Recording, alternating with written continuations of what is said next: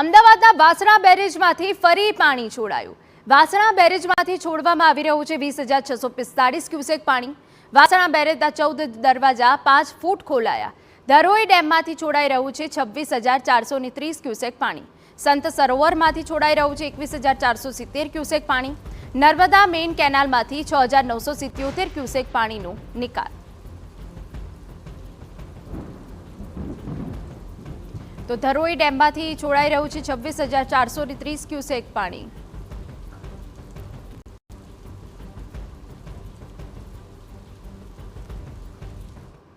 ભારે વરસાદ વચ્ચે સાબરમતી નદીનું જે જળસ્તર છે જળસ્તર વાસણા બેરેજ ખાતે 127 ફૂટ મેન્ટેન કરવાની જે સૂચના છે સૂચના પણ આપવામાં આવી છે અને સાથે જ સાથે ભારે વરસાદને કારણે જે પરિસ્થિતિ છે પરિસ્થિતિ મુજબ લગભગ 21,000 ક્યુસેક જેટલું પાણી જે છે એ સાબરમતી નદીમાંથી છોડવામાં આવી રહ્યું છે। 14 જેટલા જે ગેટ છે ગેટ ખોલવામાં આવ્યા છે અને અમદાવાદમાં જે પાણીનું સ્તર છે વરસાદને કારણે પાણીનું સ્તર જે છે એ મેન્ટેન રહે અને જે ડ્રેનેજ સિસ્ટમ છે ત્યાંથી પાણીનો નિકાલ યોગ્ય રીતે થતો રહે એ માટે સાબરમતી નદીનું જે જળસ્તર છે એ જળસ્તર મેન્ટેન કરવામાં આવી રહ્યું છે।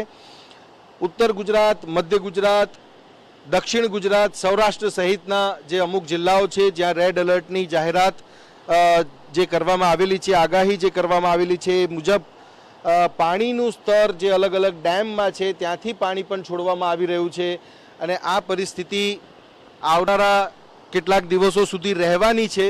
ત્યારે આ પાણીના સ્તરને મેન્ટેન કરવામાં આવી રહ્યું છે અને બીજી સૌથી મહત્વની વાત એ છે કે જ્યારે વાસણા બેરેજમાંથી પાણી છોડવામાં આવી રહ્યું છે ત્યારે આ પાણીને કારણે જે વટવા, વેજલપુર, દસક્રોઈ અને ધોળકા આસપાસના જે લોકો છે જ્યાં નીચાણવાળા વિસ્તારો છે ત્યાં લોકોને સાવધ રહેવા માટેની સૂચના પણ આપવામાં આવી છે અને જે પ્રકારે ગઈકાલે પણ વરસાદ વરસ્યો અને લગભગ 5,000 જેટલા લોકોને સ્થળાંતર કરાવવામાં આવ્યું અને સાથે જ સાથે 1,000 જેટલા લોકોને રેસ્ક્યુ પણ કરવામાં આવ્યા।